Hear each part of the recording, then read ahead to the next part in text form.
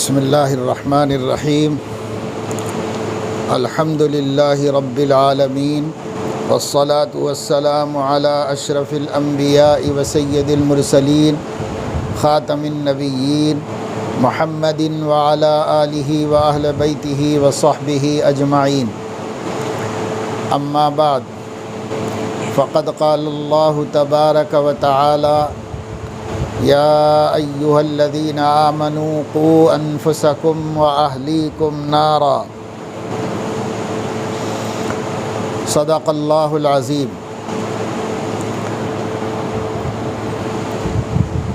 سخت گرمی میں دوپہر کے وقت آپ لوگوں کو یہاں مدعو کیا گیا ہے دینی اجتماع کے عنوان سے۔ تھوڑی سی گرمی ضرور ہوگی اور جب ایک جگہ جمع ہو جاتے ہیں تو اور زیادہ حبس اور گرمی ہوتی ہے، لیکن تھوڑی دیر اس کو گوارا کر کے دھیان سے توجہ سے دین کی باتوں کو سنیے، آپس میں نہ بولیے بلکہ توجہ بولنے والے کی آواز کی طرف دیجیے۔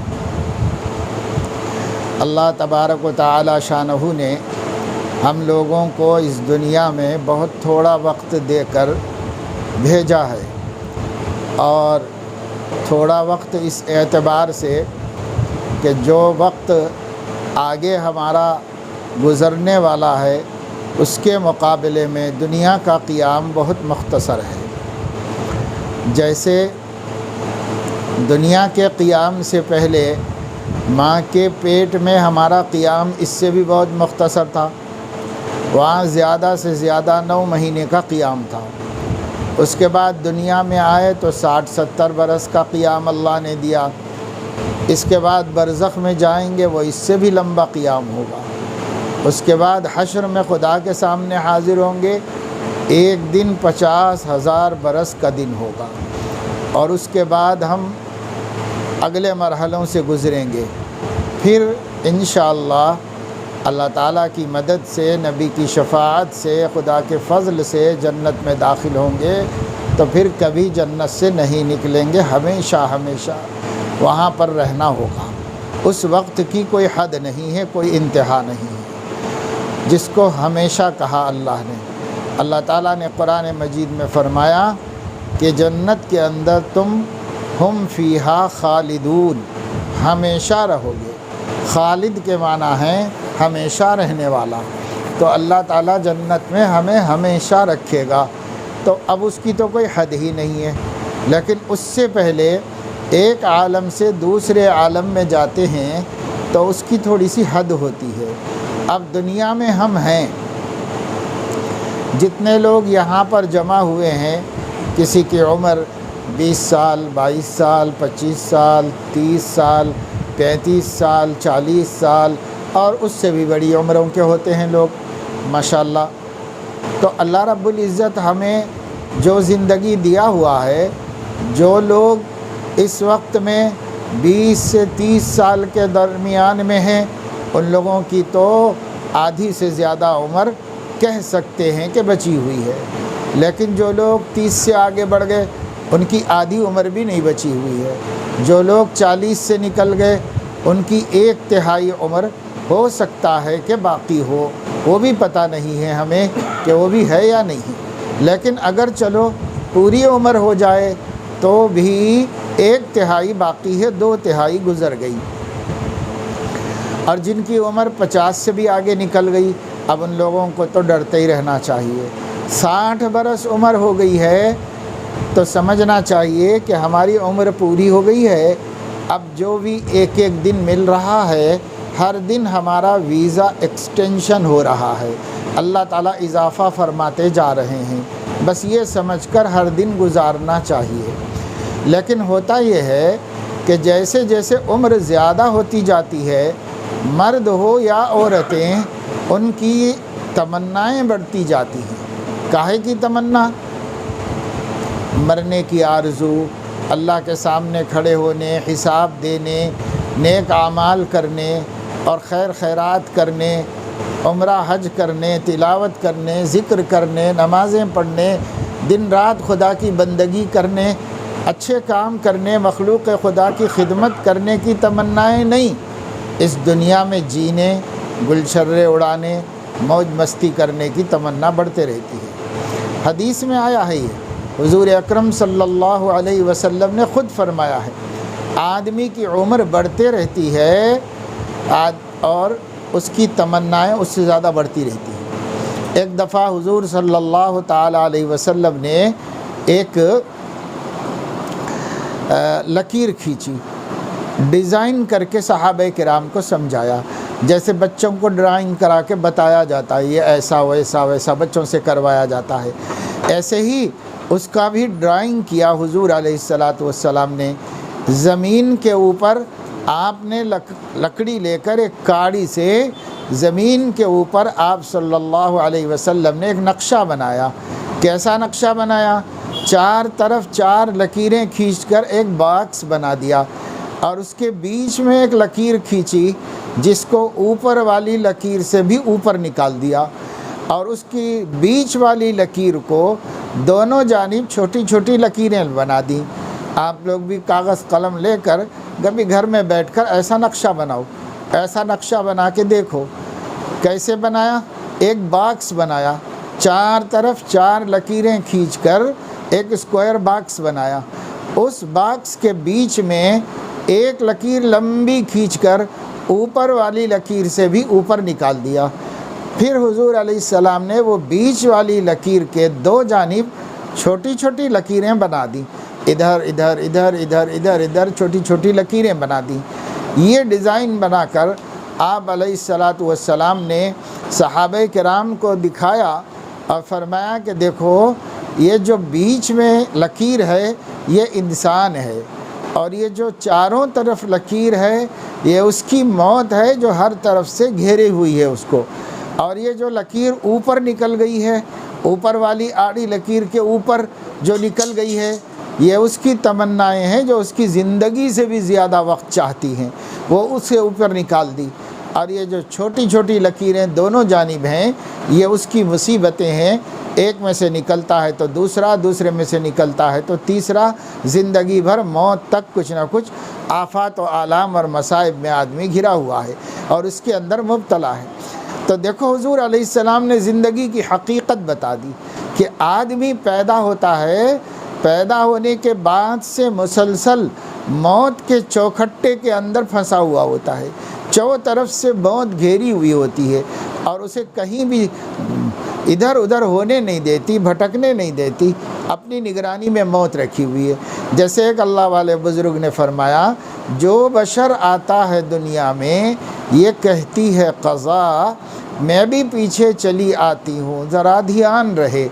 قضا کہتے ہیں موت کو، آخری ٹائم کو قضا کہتے ہیں۔ جو بشر آتا ہے دنیا میں یہ کہتی ہے قضا، میں بھی پیچھے چلی آتی ہوں، ذرا دھیان رہے۔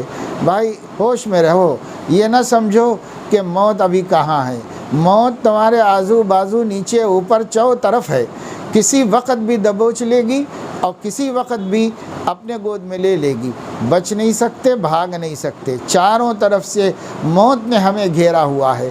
اس لیے یہ حضور علیہ السلام نے ایک حقیقت بتا دی۔ دوسری حقیقت یہ بتائی کہ انسان جو تمنائیں کرتا ہے وہ تمنائیں اتنی زیادہ ہیں کہ اس کے پورا ہونے کے لیے اس کی زندگی کا ٹائم کافی نہیں ہے۔ ایک اور زندگی ملے تو بھی اس کی آرزوئیں پوری نہیں ہو سکتی، اس طرح اس کی آرزوئیں بہت زیادہ ہیں، وہ آرزو کم ہونے والی نہیں ہیں۔ تیسری بات یہ ہے کہ حضور علیہ السلام نے تین باتیں میں نے آپ کو بتا دی۔ ایک بات یہ کہ موت جو ہے وہ آدمی کو چاروں طرف سے گھیری ہوئی ہے، بچ نہیں سکتا، نکل نہیں سکتا، اور بچنے کی کوئی صورت نہیں ہے۔ اور دوسری بات یہ بتائی حضور علیہ السلام نے کہ انسان جو خواہشات اپنے دل میں لیا ہوا ہے وہ خواہشات اتنی زیادہ ہیں کہ ایک زندگی تو کیا کئی زندگیاں مل جائیں تو بھی وہ خواہشات پوری نہیں ہو سکتی۔ ہر دنیا سے جانے والا اپنی اکثر تمنائیں دل میں لے کے جاتا ہے، پوری کر کے کوئی بھی نہیں جاتا دنیا سے سوائے اللہ کے نیک بندوں کے، اس واسطے کے اللہ کے نیک بندوں کی تمنائیں آخرت ہی سے متعلق ہوتی ہیں، اس لیے وہ آخرت کی تمنائیں لے کر آخرت میں جاتے ہیں اور دنیا میں اس کی کوشش کرتے ہیں۔ اللہ پاک ان کو ان کی تمنا اور ان کی آرزو عطا فرما دیتا ہے۔ لیکن جو اہل دنیا ہیں ان کی اتنی آرزویں ہیں کہ نہیں پوری ہو سکتی، ہزار خواہشیں ایسی کہ ہر خواہش پہ دم نکلے، بہت نکلے میرے ارماں پھر بھی کم نکلے۔ تو اتنے ارماں ہوتے ہیں ہمارے مرتے وقت بھی، کم من حسرات دفنت فی الصدور، کتنی ہی آرزویں ہیں جو سینوں میں دفن کر کے دنیا سے ہم لے جاتے ہیں۔ یعنی ہم زمین اور قبر جو ہے وہ ہمارا مقبرہ ہوتی ہے، اور ہمارا سینہ ہماری تمناؤں کا مقبرہ ہوتی ہے۔ کتنی تمنائیں آرزویں سینوں میں دفن ہیں، دفن ہی رہ جاتی ہیں، اور آدمی اس کو پا نہیں سکتا، پورا نہیں کر سکتا۔ تیسری بات جو حضور علیہ الصلاۃ والسلام نے بتائی وہ یہ ہے کہ آدمی زندگی بھر مصائب میں مبتلا رہتا ہے۔ اگر ہم سوچیں کہ ہم ٹینشن فری زندگی گزاریں تو نہیں گزار سکتے، اس واسطے کہ اللہ نے طے کر دیا ہے کہ ایک کے بعد ایک آزمائش، ایک کے بعد ایک آزمائش بندوں کے ساتھ لگی ہوئی ہے، یہ نہیں ختم ہونے والی ہے۔ ہمیشہ کچھ نہ کچھ، کبھی صحت ہے، کبھی بیماری ہے، بیماری سے نکلے تو کوئی پریشانی ہے، پریشانی سے نکلے تو روزی کی تنگی ہے، روزی کی تنگی سے نکلے تو بچوں کی نافرمانی ہے، بچوں کو فرما بردار بنا لیے تو شوہر سے کوئی تکلیف ہے، شوہر کو درست کر لیے، بہت اچھا چاہ رہا، پیار محبت سے رہ رہا ہے تو خاندان والوں سے کوئی تکلیف ہے، پھر نہیں تو کسی کا پیدا ہوا، کوئی پیدا ہوا تو خوشی ہوئی، شام میں معلوم ہوا کسی کا انتقال ہو گیا تو غمی ہوئی۔ تو ایک صبح سے لے کے شام تک، شام سے لے کے صبح تک پوری زندگی آدمی کی مسائل سے تعبیر ہے۔ اس لیے میں کہتا ہوں کہ جس جگہ کوئی تکلیف نہیں بلکہ تکلیف کا تصور بھی نہیں، اس کو جنت کہتے ہیں، اور جس جگہ راحت کا کوئی امکان نہیں ہے اس کو جہنم کہتے ہیں۔ اور جہاں کبھی راحت کبھی تکلیف ہے، کبھی عزت کبھی ذلت، کبھی خوشحالی کبھی تنگ معاشی، کبھی صحت کبھی بیماری، کبھی چھوٹے فرما بردار کبھی نافرمان، کبھی بڑوں سے راحت کبھی بڑوں سے تکلیف، کبھی ساتھیوں سے راحت کبھی ان سے تکلیف، سلسلہ چلتا رہتا ہے۔ جس جگہ ایسا ہوتا ہے اس کو دنیا کہتے ہیں۔ تو ہم لوگ دنیا میں ہیں، اگر یہ آرزو رکھتے ہیں کہ دنیا میں ہمیں کوئی تکلیف نہیں پیش آنی چاہیے تو ہم سمجھ رہے ہیں کہ دنیا کو جنت بنا لیں گے، ایسا ہو نہیں سکتا۔ البتہ یہ ہو سکتا ہے کہ تکلیفیں تو تقدیر سے پیش آئیں لیکن ہم ٹینشن میں، ڈپریشن میں نہ جائیں، تو اس کے لیے اللہ کی تقدیر سے واقف ہونا اور اللہ کی تقدیر سے راضی ہونا یہ اس کا حل ہے۔ ہر مومن یہ طے کر لے والقدر خیرہ وشرہ من اللہ تعالی، جو کچھ اچھا برا ہوتا ہے وہ اللہ تعالیٰ کی طرف سے ہوتا ہے۔ اگر اچھا پیش آیا تو اللہ ہی کی طرف سے، اگر ہم نہیں چاہ رہے تھے ایسی کوئی بات آئی سامنے تو بھی اللہ کی طرف سے۔ جیسے کوئی آدمی نہیں چاہتا کہ بیمار ہو جائے، لیکن سمجھو بخار آ گیا، بیماری آ گئی، ہم نہیں چاہ رہے تھے، ہماری پڑھائی خراب ہوگی، ہمارا کام خراب ہوگا، کوئی پریشانی آ گئی، اس سے ہم ناگواری محسوس کرتے ہیں، ہمیں وہ گوارا نہیں ہے۔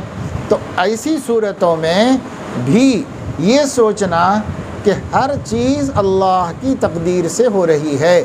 جب اللہ کے فیصلے سے ہو رہی ہے تو اللہ کا فیصلہ وہ ہمارے حق میں بہتر ہی ہے۔ اللہ کوئی برا فیصلہ نہیں کرتا، کیونکہ اللہ تعالیٰ علیم و خبیر ہے، بڑی قدرت والا ہے، عاجز اور مجبور نہیں ہے، جاہل نہیں ہے۔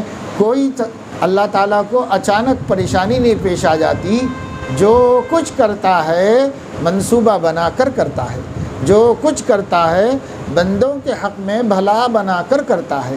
اب یہ ہے کہ ہم لوگوں کو معلوم نہیں، کیونکہ ہمارا علم کم، ہماری عقل مختصر، ہمارے تجربے بہت مختصر، اللہ کا علم بھی زیادہ، اللہ تعالیٰ کی حکمت بھی بہت زیادہ، اب حکیم اور علیم جو طے کر دے اس میں برائی ہو ہی نہیں سکتی، یہ ہمارا عقیدہ ہونا چاہیے۔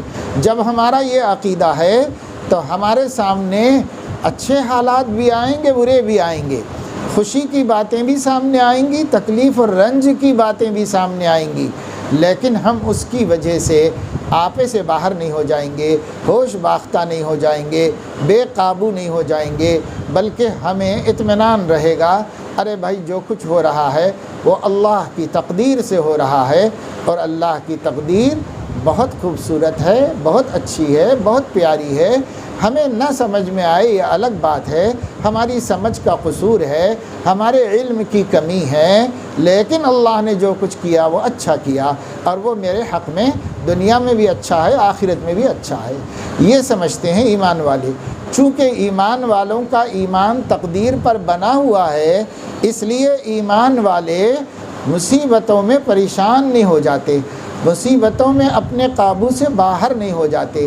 اور جن لوگوں کا ایمان و یقین درست نہیں ہے، جن بہنوں نے، جن عورتوں نے والقدر خیرہ و شرہ من اللہ تعالیٰ کو سمجھا نہیں، اس پر اطمینان نہیں کیا، اللہ تعالیٰ کے علیم و خبیر ہونے پر بھروسہ نہیں ہے، اللہ تعالیٰ کے رحمان اور رحیم ہونے پر بھروسہ نہیں ہے، اللہ رب العزت اپنے بندوں کا برا نہیں چاہتے اس کا یقین نہیں ہے، جو کچھ کرتے ہیں اچھا کرتے ہیں، ان کا کوئی فیصلہ اور ان کا کوئی فعل خراب نہیں ہوتا، اس کی ہمیں تحقیق نہیں ہے، تو پھر نتیجہ یہ ہوتا ہے کہ باوجود کلمہ پڑھنے کے، باوجود مسلمان ہونے کے، ہم لوگ پریشان ہو جاتے ہیں۔ نبی پاک صلی اللہ علیہ وسلم کو مصیبتیں نہیں آئیں، تمام انبیاء کو مصیبتیں آئی ہیں۔ حدیث میں آتا ہے کہ ہر نبی تکلیفوں سے گزرا ہے، ہر نبی کو لوگوں نے ستایا ہے، ہر نبی کو لوگوں نے ڈرایا ہے۔ حضور علیہ السلام نے فرمایا لقد خفت فی اللہ ما لا یخاف احد ولقد اوذیت فی اللہ ما لا یوذی احد،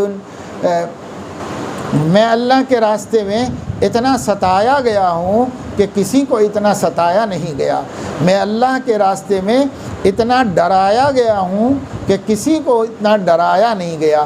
تو حضور علیہ السلام سب سے بڑے تھے، تو سب سے زیادہ تکلیفیں آئیں اور سب سے زیادہ مصیبتیں آئیں، اس لیے مصائب سے مومن کو گھبرانا نہیں چاہیے، مصائب پر اللہ تعالیٰ کی تقدیر کا عقیدہ تازہ کرنا چاہیے، اور رضا بالقضاء کے ساتھ رہنا چاہیے۔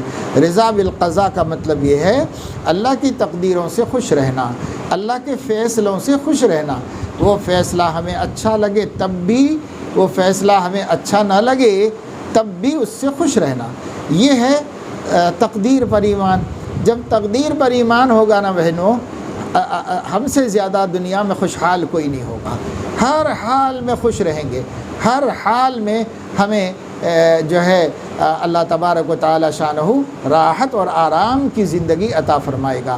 انبیاء علیہ السلام کتنی بھی مصیبت کے باوجود خوش رہتے تھے، اور خوش رہنے کا راز یہی تھا کہ تقدیر الہی سے راضی رہتے تھے۔ ایک دفعہ حضور علیہ السلام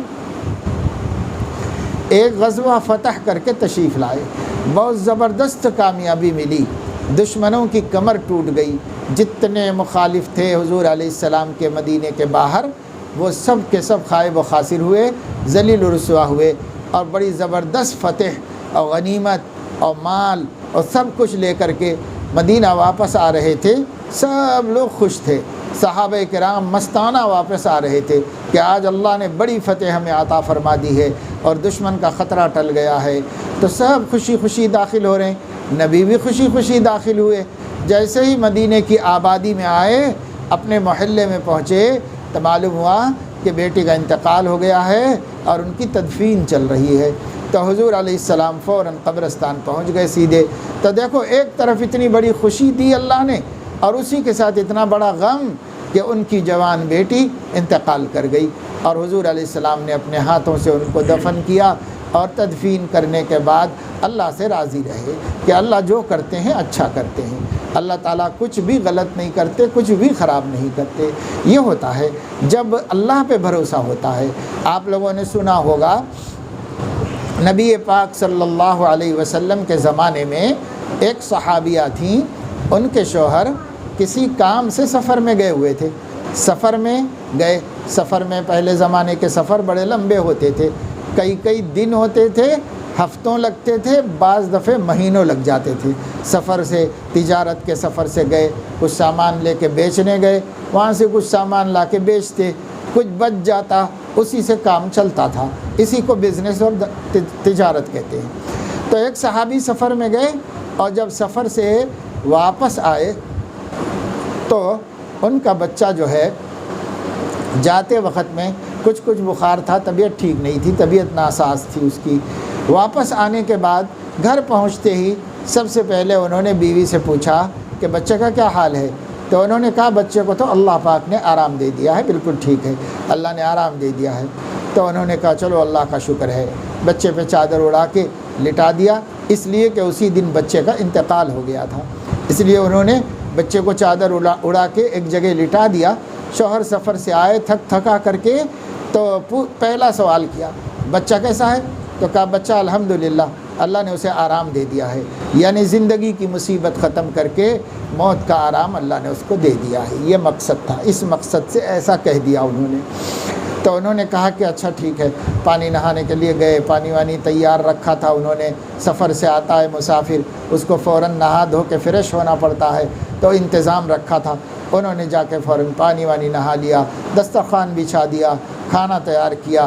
سفر سے آدمی تھکایا آتا ہے، بھوکا پیاسا آتا ہے، اس لیے کھانا بنا کے رکھا، انہوں نے کھانا بھی کھا لیا۔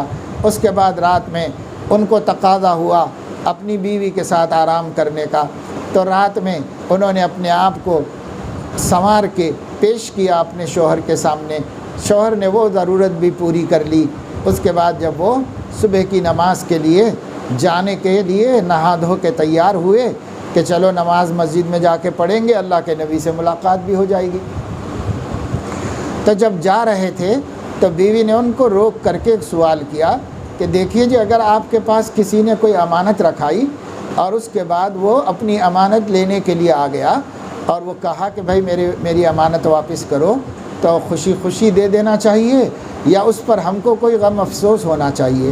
تو بولے نہیں، خوشی دیں گے، جس کی چیز جب وہ مانگنے آئے گا دے دیں گے، ہم فوراً دیں گے اور خوشی سے دیں گے، غم کیا ہوگا دوسرے کی امانت واپس کرنے میں؟ تب بیوی نے کہا کہ دیکھو بیٹا، اللہ کی امانت تھا، اللہ نے لے لی ہے وہ امانت، آپ نماز پڑھ کے اس کو اللہ کے حوالے کر دیجئے۔ تب ان کو بہت غصہ آیا، کہنے لگا کب ہوا انتقال؟ کہنے لگا آپ کے آنے سے پہلے ہی ہو گیا تھا، پھر تم نے مجھے بتایا کیوں نہیں؟ میں رات میں آرام سے نہایا دھویا، کھایا پیا، اپنی خواہش نفسانی پوری کیا، گھر میں میرے بیٹے کی لاش رکھی ہوئی تھی، ایسی حرکت تم نے کیوں کی؟ مجھے بہت غصہ آ رہا ہے۔ پھر وہ گئے اور انہوں نے حضور علیہ السلام کو یہ سارا قصہ سنایا۔ حضرت علیہ السلام نے ان کی بیوی کے صبر کی تعریف کی اور حضور علیہ السلام نے فرمایا یہ مومنہ صادقہ ہے ماشاءاللہ، اور آج کی رات میں تم لوگوں کی جو ملاقات ہوئی ہے اللہ رب العزت اس میں تمہارے لیے برکت کو مقدر فرمائے گا۔ حضور نے دعا دی اور حضور علیہ السلام نے ایسا کرنے پر ان کی کوئی سرزنش و تنبیہ نہیں کی، جس کا مطلب یہ ہے کہ جو کچھ انہوں نے کیا تھا یہ ان کا ایمان تھا، وہ ان کا یقین تھا، وہ اللہ کے فیصلوں سے رضا کی برکت تھی۔ اللہ تعالیٰ جو کچھ کرتے ہیں اچھا کرتے ہیں، اس کا یقین بن جانے کی برکت تھی کہ ان کا ایک ماں تھی اور ماں کا جگر گوشہ اگر وہ انتقال کر گیا تو ماں پہ کیا بیتتی ہے۔ لوگ کہتے ہیں مرد لوگ تو پھر بھی برداشت کر لے سکتے ہیں، لیکن عورت پر سب سے زیادہ غم ہوتا ہے، اور ماں پر تو سوچ نہیں سکتے کہ کیا اثر ہوتا ہے، اس کے دل پہ کیا بیتتی ہے، کیا گزرتی ہے۔ لیکن یہ ایمان کی برکت تھی، یہ عقیدہ توحید کی برکت تھی، یہ رضا بالقضاء کی اعتقاد کی برکت تھی، یہ والقدر خیرہ و شرہ من اللہ تعالیٰ پر یقین کی برکت تھی کہ اللہ نے ان کو اتنا حوصلہ دیا، اتنا صبر دیا۔ تو میری بہنوں بچیوں، اللہ کے واسطے اپنا عقیدہ درست کرو، ایمان و یقین کو صحیح کرو۔ صرف اگر ہم ایمان مفصل کو اچھی طرح سمجھ لیں اور اس کے مطابق اپنا اعتقاد بنا لیں تو انشاءاللہ زندگی سکھ اور آرام اور عزت کی زندگی ہو جائے گی۔ ایمان مفصل، آمنت باللہ व मलाइकतिही व कुतुबिही व रुसुलिही वल यौमिल आखिरी वल क़द्र खैरिही व शर्रिही मिन अल्लाह ताला वल बाअसी बअदल मौत। ये है ईमान मुफस्सल। 7 बातें इसमें कही गई हैं। नंबर 1, ईमान लाए हम अल्लाह पर, और हम ईमान लाए उसके फ़रिश्तों पर, हम ईमान लाए उसकी किताबों पर, हम ईमान लाए उसके रसूलों पर, हम ईमान लाए क़यामत के दिन पर कि एक दिन क़यामत आने वाली है। व अन्न अस्साअत ला रैब फ़ीहा व अन्न अल्लाह यबअसु मन फ़िल क़ुबूर। इसमें 2 अक़ीदे आ गए कि क़यामत आने वाली है और ज़रूर आने वाली है। दूसरे ये कि मरने के बाद हर एक कब्र से उठाया जाएगा। वल बाअसी बअदल मौत, मौत के बाद उठाए जाएंगे और फिर से ज़िंदगी दी जाएगी। 6 हो गए। और 7वीं बात यह है वल क़द्र खैरिही व शर्रिही मिन अल्लाह ताला। जो कुछ अच्छा बुरा इस कायनात में होता है सब अल्लाह ताला की तरफ से होता है। ये 7 बातें ईमान मुफस्सल कहलाते हैं। हर मोमिन औरत को ये 7 बातों को थोड़ा तफसील से जान लेना चाहिए। उलमा से कहना चाहिए कि भाई हम बस्ती की औरतें जमा हो जाएंगी, ईमान मुफस्सल पर हमें तफसील से बात करिए और कुरान हदीस की रोशनी में ये 7 अक़ीदे समझाइए कि ये क्या अक़ीदे हैं, इनकी तफसील क्या है, इसको समझ लीजिए। जब आप समझ लेंगी तो आपके गोद में जो बच्चे हैं उनको भी यही अक़ीदे खुद ब खुद मिल जाएंगे। माँ दीनदार होती है, बच्चे दीनदार बनते हैं। माँ बेदीन होती है तो बच्चे बेदीन होते हैं। इसलिए कि बच्चों की परवरिश माँ के ज़ेरे साया होती है।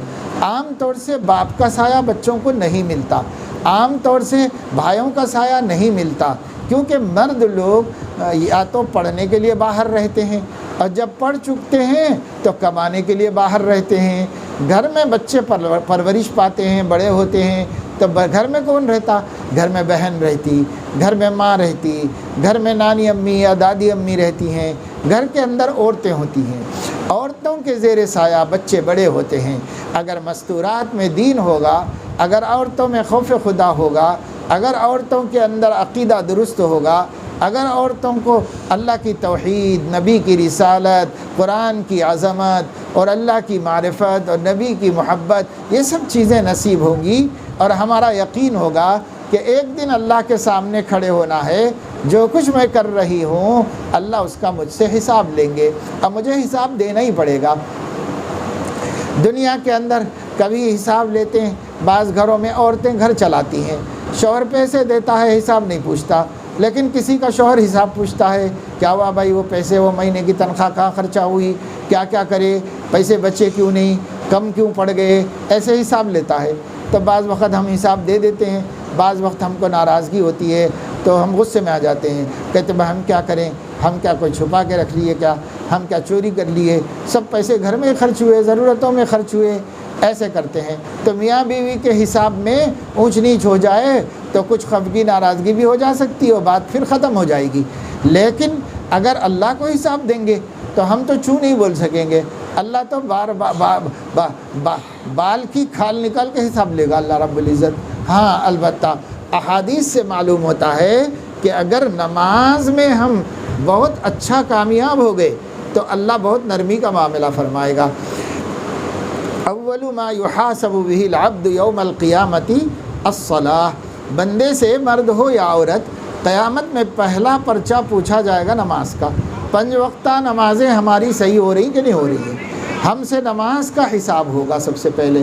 तो जब नमाज का हमसे हिसाब होगा तो फिर मेरी बहनों और बेटियों, अगर उसमें हम कामयाब हो गए, यानी हम 5 वक्ता नमाज़ों में पकड़े नहीं गए, नमाज हमने ढंग से पढ़ी, अच्छी पढ़ी, अल्लाह को पसंद आ गई, और नमाज में नहीं पकड़े गए, तो नमाज में नहीं पकड़े गए तो बकिया सारा हिसाब आसान करके अल्लाह ताला बस ऐसे ही ले लेंगे लमसम। लेकिन अगर हम नमाज में पकड़े गए तो फिर हर हिसाब अल्लाह तफसील से लेगा और उसके अंदर फंसते जाएंगे, फंसते जाएंगे, फंसते जाएंगे, और फिर खुदा ना करे जहन्नम का फ़ैसला हो जाएगा। इस वास्ते नमाज का बहुत ख़ास एहतमाम करो। नंबर 1, अक़ायद को दुरुस्त करो और अक़ायद को उलमा से समझ के दुरुस्त करो। नंबर 2, आमाल सालिहा, उनमें बतौर ख़ास नमाज। اس لیے کہ روزہ سال میں صرف ایک مہینہ ہوتا ہے، اور اسی طریقے سے زکوٰۃ صرف مالداروں پر ہوتی ہے، اور وہ بھی ایک مخصوص مقدار فرض ہوتی ہے۔ خیر خیرات تو سب کو کرنا ہے، امیر کو غریب کو سب کو خیر خیرات کرنا ہے، مگر اتنا دو مقرر کر کے نہیں مانگا جائے گا۔ البتہ جن پر زکوٰۃ ہے ان سے مقرر کر کے مانگا جائے گا۔ عام طور سے عورتوں پر زکوٰۃ ہوتی ہے، اس لیے کہ عورتیں صاحب نصاب ہوتی ہیں، کچھ نہ کچھ سونا ان کے پاس ہوتا ہے، کچھ نہ کچھ چاندی ہوتی ہے۔ علماء سے مسائل معلوم کر لینا چاہیے، میرے پاس اتنا سونا ہے، اتنی چاندی ہے، کیا میرے اوپر زکوٰۃ واجب ہے؟ پوچھ لینا چاہیے، پوچھ کر زکوٰۃ ادا کرنا چاہیے۔ بہت سی عورتیں کہتی ہیں ہم کماتے ہی نہیں تو زکوٰۃ کہاں سے ادا کرنا بھائی، ایسا بولتے ہیں۔ لیکن دیکھو، کمانا نہیں کمانے سے تعلق نہیں ہے۔ جب آپ کے پاس نصاب کے بقدر مال ہوگا تو آپ پر زکوٰۃ واجب ہو جائے گی۔ اب آپ اپنے شوہر سے بول کے ادا کر لیجئے، والد سے لے کے ادا کر لیجئے، آپ کو عیدی ملے تو عیدی سے ادا کر لیجئے، آپ نے کچھ تھوڑا تھوڑا بچا کے رکھا ہے تو اس سے ادا کر لیجئے۔ آپ 150 روپے کی چٹھی ڈال دیجئے، حلال جائز چٹھی، اس میں پیسے جمع کرتے رہیے، اور جب وہ جمع ہو جائیں تو اپنی زکوٰۃ ادا کر لیجئے۔ آپ کوئی تدبیر کریے، اور ضروری نہیں ہے کہ اکٹھی دیں۔ ہر سال ختم ہونے پر جیسے جس کی جس تاریخ کو شادی ہوئی ہے اس تاریخ کو وہ سونے چاندی کی مالک بنتی ہے، کیونکہ اس کو دے دیتے ہیں تو اس دن سے مالک ہو جاتی ہے۔ تو اب اپنی شادی کی سالگرہ کو مقرر کر لو، شادی کی جو سالگرہ ہے وہی زکوٰۃ دینے کا دن ہے، لہذا اس دن زکوٰۃ کا حساب کر لو۔ جب زکوٰۃ کا حساب کر لو، اتنے پیسے میری زکوٰۃ بن رہی، یہ پیسے ہے تو دے دو، رمضان میں ہے، جب ہو جب دے دو۔ اور اگر اتنے پیسے نہیں ہیں تو کیلنڈر پہ ڈائری میں کہیں لکھ کے رکھ لو کہ 2023 کی میری اتنی زکوٰۃ بنی، یا 1444 کی زکوٰۃ میری اتنی بنی، یعنی 1444 ہجری، چاند سے کرو حساب، ثواب بھی ملے گا۔ تو یہ میری اتنی زکوٰۃ بن رہی ہے، لکھ کے رکھ لو، اور جو بھی خیر خیرات کرو اسی نیت سے کر کے اس میں سے مائنس کرتے رہو، کم کرتے رہو، تو ایک سال میں کتنی ہوگی زکوٰۃ؟ ہر کوئی آسانی سے ادا کر لے گا۔ یوں خیر خیرات تو آپ کرتے رہتے ہیں، کوئی پریشان دکھا تو اس کو 50 روپے دے دیے، کسی کو 100 روپے دے دیے، کوئی منگنے کے لیے آیا تو اس کو دے دیے، کبھی نوکرانی پریشانی بتا دی تو اس کو 100 روپے دے دیے، کبھی کسی کو دے دیا، کبھی کسی کو دے دیا، دیتے ہی رہتے ہیں نا۔ تو جو ہم دیتے رہتے ہیں، زکوٰۃ ادا ہونے تک پہلے زکوٰۃ کی نیت سے دو، اور جو لکھ کے رکھے ہیں اس میں سے مائنس کرو، کم کرو، گھٹاتے جاؤ گھٹاتے جاؤ گھٹاتے جاؤ۔ جب زکوٰۃ پوری ہو جائے تب خیرات کرو، اس کے بعد بھی کرنا ہے تو اب خیرات کرو، کوئی مشکل کام نہیں ہے۔ لیکن میری بہنوں بیٹیوں، اگر ہمارے اوپر زکوٰۃ فرض ہے اور ہم نے ادا نہیں کی، مرتے ہی قبر میں ہمارے مال کو دوزخ کی آگ میں تپا کر ہمارے گلے میں ڈال دیا جائے گا، اور قیامت تک عذاب ہوتا رہے گا۔ سَيُطَوَّقُونَ مَا بَخِلُوا بِهِ يَوْمَ الْقِيَامَةِ، اس لیے اس سے بچو، اپنے کو بچاؤ، حساب کتاب کر کے زکوٰۃ ادا کرو۔ اپنے پاس تھوڑا بھی سونا چاندی ہے تو ہمیں ڈر لگا رہنا چاہیے، یہ آگ کے انگارے ہیں، اگر ہم اس کی زکوٰۃ ادا کریں تو یہ ہمارے گلے کا ہار ہے، اور اگر ہم زکوٰۃ نہ ادا کریں تو یہ دوزخ کے انگارے ہیں۔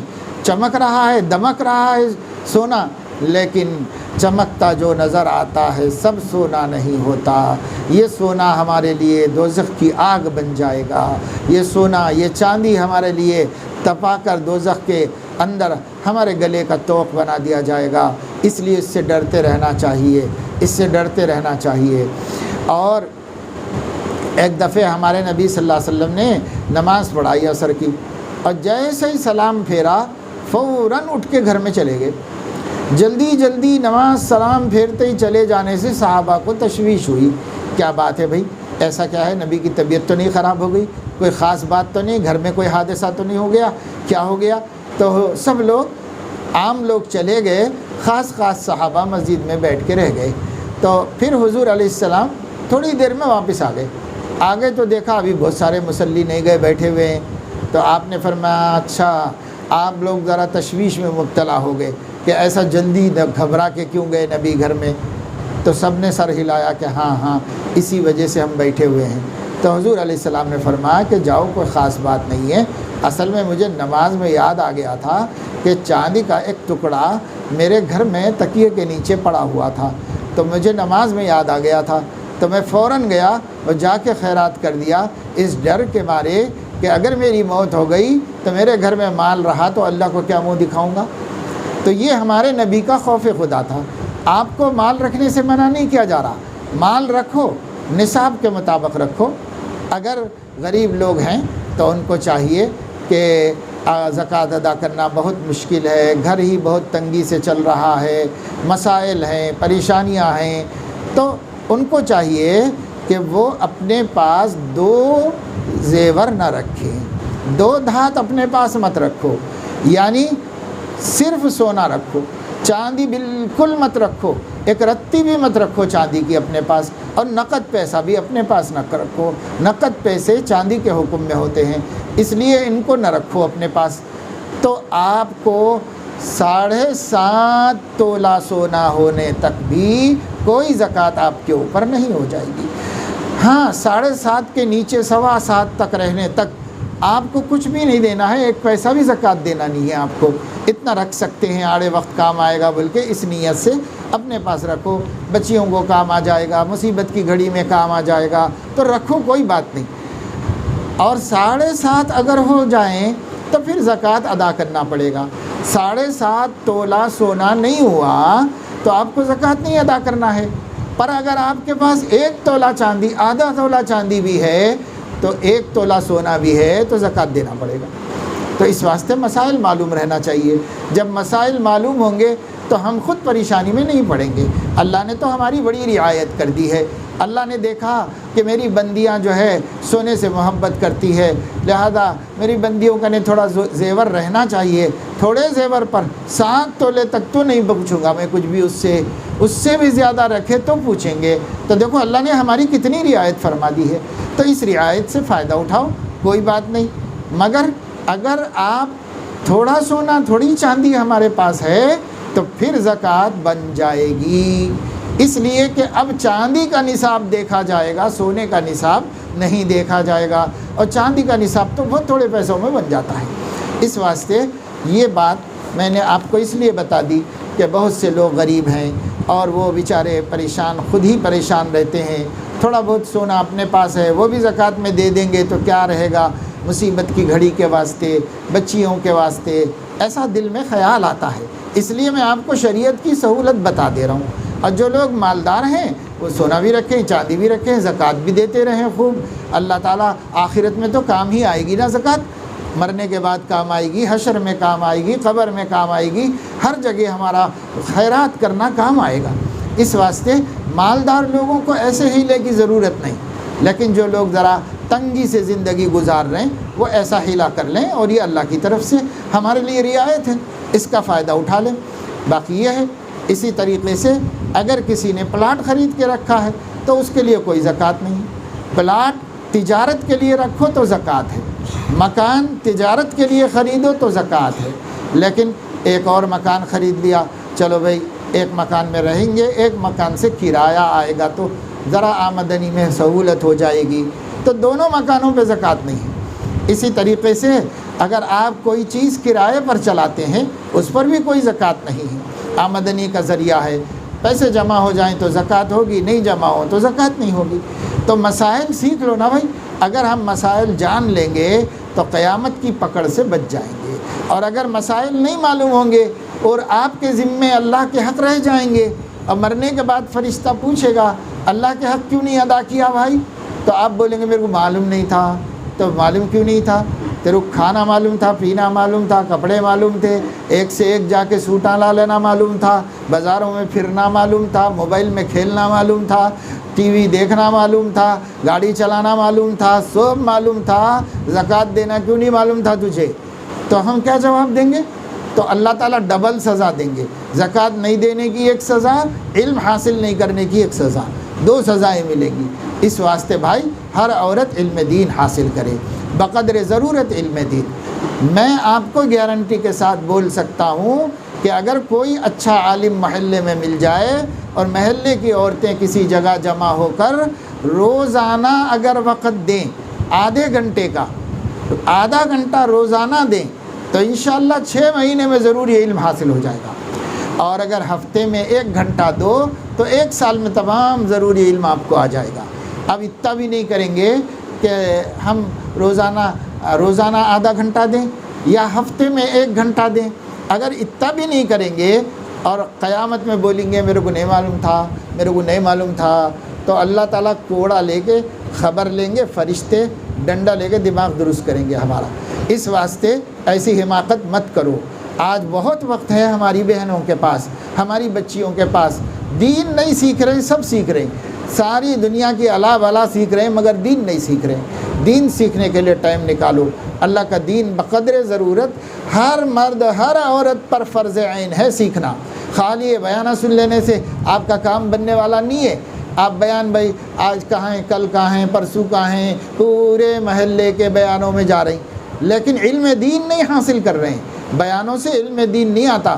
علم دین مسائل کا جاننا ہے، احکام کا جاننا ہے، نماز کے احکام، روزے کے احکام، زکوٰۃ کے احکام، حج کے احکام، معاشرت کے احکام، ازدواجی زندگی کے احکام، بچوں کی تربیت کیسے کریں اس کے احکام، لوگوں کے ساتھ کیسے رہنا چاہیے اس کے احکام۔ آخر حضور علیہ السلام کی جو بخاری شریف کے اندر 7,000 حدیثیں ہیں، وہ حدیثیں کئی کے واسطے ہیں۔ مسلم شریف کے اندر جو 12,000 حدیثیں ہیں وہ حدیثیں کئی کے واسطے ہیں۔ سب ملا کر 7 لاکھ حدیثیں حضور علیہ السلام کی کیا سکھا کے گئے ہیں حضور علیہ السلام؟ آپ کو 2 بھی نہیں معلوم، 5 بھی نہیں معلوم، پھر کیسی ہماری زندگی میں دین آئے گا؟ ہم کو کیسے پتہ چلے گا کہ ہمارے نبی ہم سے کیا چاہتے ہیں؟ آپ قرآن مجید کے دروس میں نہیں بیٹھتے، آپ علماء سے خواہش نہیں کرتے ہمارے محلے میں قرآن کی تفسیر بیان کریے۔ ہم لوگ اللہ کا کلام سمجھنا چاہتے ہیں، ہم لوگ اللہ کی کتاب جاننا چاہتے ہیں۔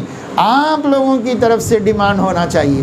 جب آپ لوگ ڈیمانڈ نہیں کرو گے تو اس کا مطلب یہ ہے کہ آپ کو خود اللہ کا دین نہیں چاہیے، آپ کو کوئی پیار نہیں ہے اللہ کے دین سے، آپ کو کوئی شوق نہیں ہے، ساری دنیا کی واقعات جاننے کا شوق ہے، ساری دنیا کی خبریں جاننے کا شوق ہے، ساری دنیا بے چین ہو کر آپ لوگوں کا ہفتہ کیسا گزرا، کیسا الیکشن ہو رہی کی، کون جیت رہے گی، کون جیت رہے گی، یہاں کون جیت رہے گی، وہاں کون جیت رہے گی، کیا ہو رہا ہے کہ کرناٹک میں ہر عورت کو معلوم ہے کہ کیا ہوا کرناٹک میں، کس کو نہیں معلوم ہے؟ ہر بیٹی کو معلوم ہے، ہر ان پڑھ عورت کو بھی معلوم ہے، کچھ بھی نہیں پڑھی ہوں گی، ایک دن بھی اسکول نہیں گئی ہوں گی، اس کو بھی معلوم ہے کہ کرناٹک میں کیا سیاست چل رہی معلوم ہے، لیکن حلال و حرام نہیں معلوم، طہارت و پاکی ناپاکی نہیں معلوم، عقیدے کیا ہونا چاہیے مسلمانوں کے وہ نہیں معلوم، کیسی کیسی خرافات میں مبتلا ہیں، کیسے کیسی حرکتیں کر رہے ہیں جس سے اندیشہ ہے کہ شرک میں مبتلا ہو جائیں، جس سے اندیشہ ہے کہ کفر میں مبتلا ہو جائیں۔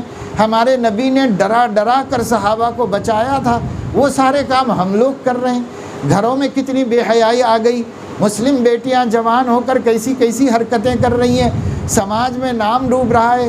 روز سوشل میڈیا میں غیروں کے ساتھ بھاگ جانے کی بچیوں کے فوٹواں، ان کے اسکارف باندھ کے، برقع پہن کے، ایک بے ایمان کے ساتھ ہاتھ پکڑ لے کے جا رہی بے حیا بے شرم مسلمانوں کی بیٹیاں، کتنی خبریں آ رہی ہیں، دل پاش پاش ہو رہا ہے اور دنیا میں رہنے سے مر جانا اچھا دکھ رہا ہے۔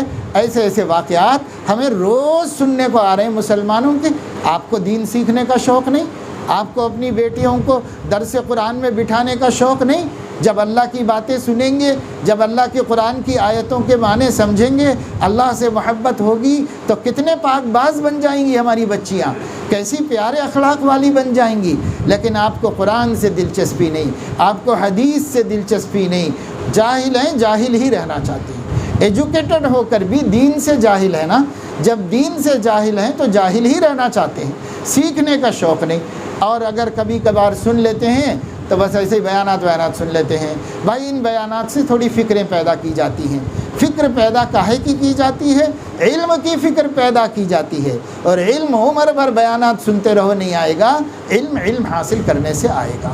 اس کے واسطے آپ کو ٹائم نکالنا پڑے گا، اس کے لیے آپ کو کسی مدرسے میں شریک ہونا ضروری نہیں ہے، اس کے لیے آپ، میں جیسے بتایا آدھا گھنٹہ روز نکالو تو 6 مہینے میں، اور 1 گھنٹہ ہفتہ واری نکالو تو 1 سال میں انشاءاللہ میں یقین کے ساتھ بتا سکتا ہوں ہمارا عالم آپ کو عقیدہ، عبادت، معاملات، معاشرت اور اخلاق، دین کے ان 5 شعبوں کا بنیادی علم آپ کو دے دے گا، اور آپ کی بنیادی معلومات درست ہو جائیں گی۔ اگر آپ کر کے تو دیکھو، اس محلے کی عورتیں شروع کریں۔ اس محلے میں، اسی گھر میں کئی برس پہلے درس قرآن کا سلسلہ میں ہی مشورہ دے کے حافظ سلیم صاحب سے شروع کروایا تھا، اور یہ بولا تھا کہ بھائی اس کو کوئی ٹائٹل مت دو، شہر سے ایک عالم کو بلا کے لاؤ اور ایک عالم سے درس قرآن کراؤ، تاکہ یہ جماعتوں کے جھگڑے میں، یعنی مسلک، یہ مسلک، وہ مسلک ہر جگہ ہے نا، گلبرگہ میں بھی ہے، تو ارے وہ کون ہے، انہوں کون ہے، انہوں کو سی جماعت کے، انہوں کو سی جماعت کے، ایسا بول کے تفریق کریں گی مسلمان عورتیں، جیسا مرد کر رہے ہیں ایسے عورتیں بھی کریں گی۔ تو میں نے کہا بھائی یہ کچھ بھی ٹائٹل مت رکھو، صرف بستی سے شہر میں بڑے بڑے علماء ہیں، کسی عالم کو بلاؤ، انہوں کسی کی دعوت نہیں دیں گے، صرف قرآن حدیث میں جو ہمارے لیے بنیادی ضروری باتیں ہیں وہ بتا دیں گے، اختلافی بات نہیں کریں گے۔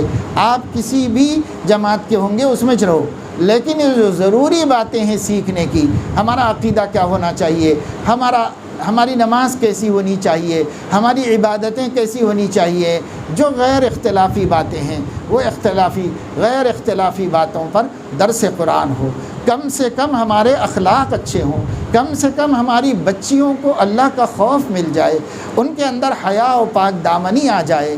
یہ تو ساری جماعتوں کی خواہش ہے کہ ہماری بچیاں اچھی بن جائیں، نیک بن جائیں، ہر مسلک والے عالم کی یہی خواہش ہے۔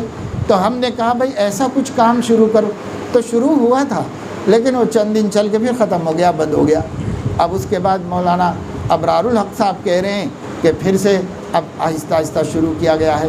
تو جو اجتماع یہاں ہو رہا ہے اس میں آؤ میری بہنوں، میری بیٹیوں، اللہ کے نام پر ہم آپ سے اپیل کرتے ہیں کہ دین سے قریب ہو جاؤ، اسی میں ہمارا دنیا کی بھی بھلائی ہے، آخرت کی بھی بھلائی ہے۔ ورنہ جو لوگ اب اللہ کی طرف سے ہم پر مسلط کیے گئے ہیں، جو مرکز میں بیٹھے ہوئے ہیں، یہ لوگ ملک میں اسلام دیکھنا نہیں چاہتے، ملک میں مسلمانوں کی پہچان باقی رکھنا نہیں چاہتے۔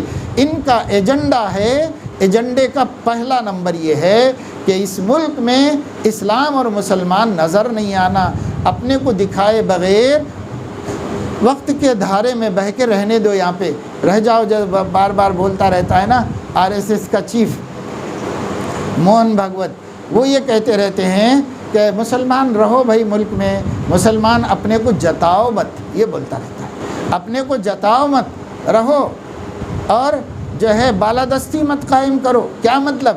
ہم اسلام کے ساتھ رہنا چاہتے ہیں، ہم اسلامی شعائر کے ساتھ جینا چاہتے ہیں، یہ مت بولو، کہیں بھی چھپ کے گھروں میں کچھ بھی کر لو مگر دکھنا نہیں ہم کو اسلام، یہ ہے اس کا مطلب۔ اب بار بار بولتا ہے کہ ہم سب لوگ ایک ہی دھرم کے ہیں، اگر آپ اپنے گھر واپس آ جانا چاہتے ہیں تو آ جاؤ، یعنی تم لوگ پہلے باپ دادا کوئی بھی کافر تھے ہوں گے، پھر سے تم لوگ شرک میں آ جاتے تو آ جاؤ، نہیں آنا چاہ رہے ہیں تو چھپ کے رہو، دب کے رہو، ہمارے سامنے مقابلہ مت کرو۔ یہ تو کھل کے لوگوں نے کہہ دیا ہے، پھر بھی مسلمانوں کو عقل نہیں آئی۔ اگر آپ نے کرناٹک میں حکومت بدل لی ہے تو یہ مت سمجھ لو کہ دین کا غلبہ ہو جائے گا۔ دین کا غلبہ آپ کے دل میں جب تک عظمت نہیں پیدا ہوگی اسلام کی، اس وقت تک دین غالب نہیں ہوگا۔ حکومتیں بدلنے سے دین کا کوئی فائدہ ہونے والا نہیں ہے۔ دین کا فائدہ جب ہوگا جب کہ آپ کے دل میں ہو کہ ہم سچے مسلمان بننا چاہتے ہیں، آپ کے دل میں ہو کہ ہم حضرت محمد صلی اللہ علیہ وسلم کی دعوت پہ چلنا چاہتے ہیں۔ جب آپ کے دل میں یہ ہوگا، اللہ کے پیارے بن جاؤں، نبی کے پیارے بن جائیں، اللہ کے پیارے بن جائیں، نبی کے پیارے بن جائیں، اللہ کے نیک بندوں اولیاء اللہ کے پیارے بن جائیں، جب تک آپ کے دل میں یہ خواہش نہیں پیدا ہوگی، نہ اللہ دنیا میں عزت دے گا، نہ آخرت میں عزت دے گا۔ اس واسطے اس کی جانب توجہ دیجیے، اپنے بچوں کو مکتب میں بھیجیے۔ مکتب بہت بڑی ضرورت ہے اس دور کی۔